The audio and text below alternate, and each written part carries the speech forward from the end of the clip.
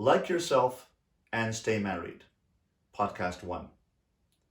Today we launch a new series called Like Yourself and Stay Married, based on my book of the same name, available on Amazon.com. Like yourself. If you like yourself, then you will stay married. That's the unlikely key to marriage. Let's explain in this series of podcasts how to learn to like yourself and how will that impact on your marriage. If you like yourself, you will not have to respond to negative comments.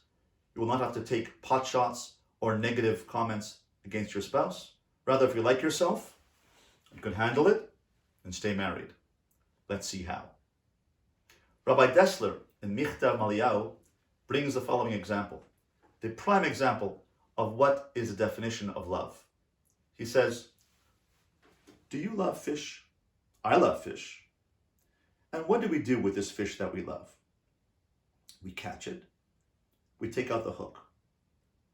We either smash it over the head and let it die, or we let it die by itself. And then we fillet it. We cut it up, cut off the tail and the head. We open it up. We take out the bones. We fry it, fillet it, and eat it with tartar sauce. Now, this is the fish that we just said, I love fish. You love fish? If you loved fish, you wouldn't cut it, fillet it, and broil it and eat it with tartar sauce. If you loved fish, you'd have an aquarium and you'd talk to your fish like you talk to your plants. That's love. Let's try steak. I love steak. Do you love steak? I love steak. Well done. What do I do with the steak that I love? Well, I take Bessie the cow.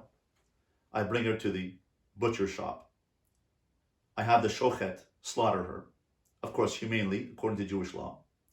And then they drain the blood and they salt it. They pull out all of the nikur, the veins that are not kosher, and they kosher the animal, making sure that it's kosher.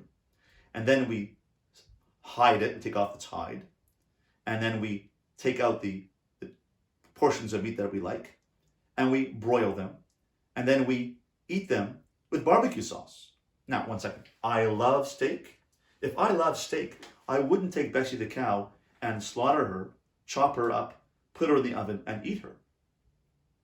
I would have her in my backyard, get up at 4 a.m. and milk her. I would groom her, talk to her like I talk to my plants. That's I love steak. I love steak means I love Bessie the cow who gives me the steak, and I would take care of her instead of eating her. So what do we mean, says Rav Dessler, when we say I love steak? I love fish. Of course, on separate plates. What am I saying is, I love me. I love what the steak does for me. I love what the fish does for me. I don't love the steak. I love myself. So how do we apply this to our own lives? When I say to my spouse, I love you, what am I really saying? Let's think about it. I'm saying, I love what you do for me. You're a date for me. You provide for me. You're a companion to me. You give me emotional support. You cook and clean and look after. And therefore, she says, I love you because you cook and clean for me. You look after me. You provide for me. And therefore, I love you. What she's saying is, I love me. I love how you take care of me. So says Rav Dessler, we have to think about what we're saying when we say, I love you.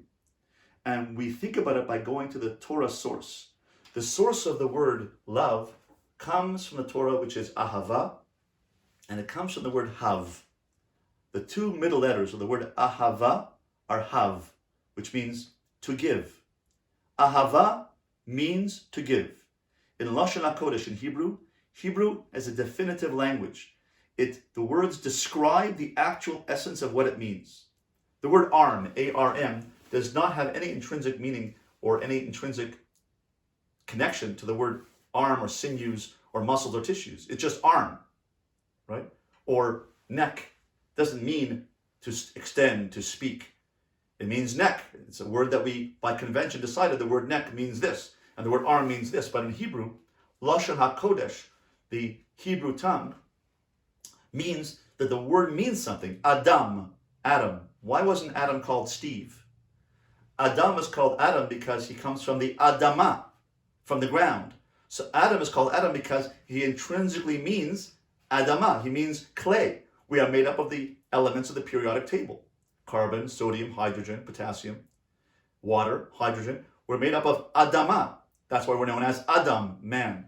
Chava is known as the Aim Kol Chai, the one who gives life. So Chava, Eve, was known as Chava, the life giver. It means something in Hebrew. The word Ahava means have. As Rachel said to Yaakov when she was barren, she said, Hava li banim, give me children. And Yaakov answered, Hatachas Elokim anochi? Am I instead of God? Am I God? I can't give you children. It's up to God to give children. He holds the keys to childbearing. Hav means to give. Ahava means to be a giver. Now, parents love children more than children love parents. I found that out. Why? Because parents give more to their children than children give to their parents. Children receive. They're taken care of. They are educated. They are clothed, fed, sheltered.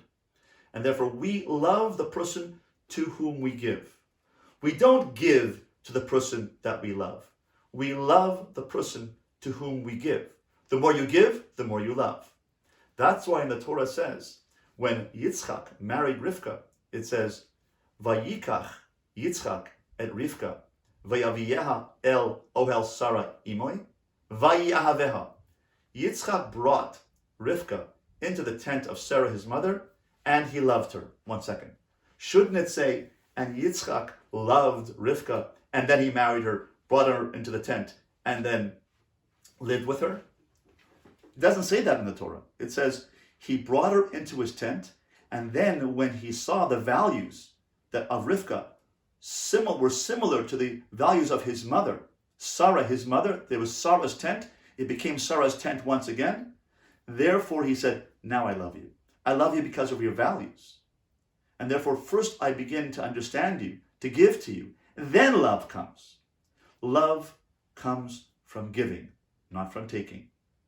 Here is our like yourself and stay married challenge. I want to give you a challenge. This week, don't be a taker. Open up a journal, your writing journal. Write down every day what you did to give to your spouse, how to be there for your spouse, to offer them something, yourself, your food, your clothing, time, emotional support, go for a walk, date your spouse. Remember those days when you were dating and you were sending notes and writing little texts and sending little love ideas and little emojis and doing things for him or her, or giving her little presents, even if it's a little present, like I give my wife a little frog, or I used to call her buckwheat. She used to call me wheat germ, right? All those little nicknames. Well, 35 years into marriage, do we do that anymore? We must do that. We must bring back the romantic times of our dating. You have to date your spouse again. So I want you to start giving to your spouse like you were dating. Here's the 1 week challenge. Put it in your journal. Put it in your notes. Write down every day what you did to be a giver to your spouse. Don't be a taker. And I want you to write it down. And after 1 week, I want you to write to me at yisroelroll@gmail.com. YISROELROLL@gmail.com. And I want you to send me a note saying, what level is your marriage? What level is your marriage today? How much do you love your spouse today? Is it 6 out of 10? Is it 4 out of 10? Is it 3 out of 10? And after giving 1 week, I want you to ask yourself the question, well, what level am I at now? Let's evaluate whether or not we can improve our marriage by liking yourself. Like yourself. I'm a giver. I can be a person who makes a difference in my wife's life or my husband's life. Therefore, let's be a hav. Let's be a ahava. Let's be a giver. Let's not only love fish. Let's understand how I can be someone who gives fish. Don't take fish. Be a giver of fish. Don't take steak. Be a giver of steak. Write it down. Let me know in 1 week how you fare, how you're doing in your marriage. Let's improve our marriages by like yourself and stay married.